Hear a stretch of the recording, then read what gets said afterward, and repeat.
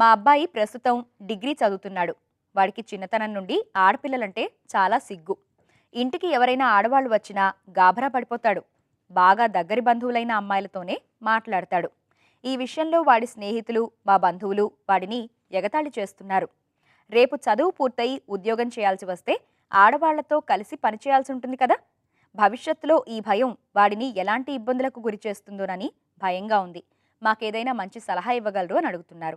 బాబుకి చిన్నప్పటి నుంచి ఆడపిల్లలతోటి అంటే ఇప్పుడు కజిన్స్ కావచ్చు, సిస్టర్స్ కావచ్చు, మీ చుట్టాల్లో అమ్మాయిలు కావచ్చు, ఇలా డిఫరెంట్ సిచ్యువేషన్స్లో అమ్మాయిలతో మాట్లాడటం కానీ అమ్మాయిలతోటి మెలగటం కానీ ఎక్స్పీరియన్స్ ఉందో లేదో నాకు చెప్పలేదు.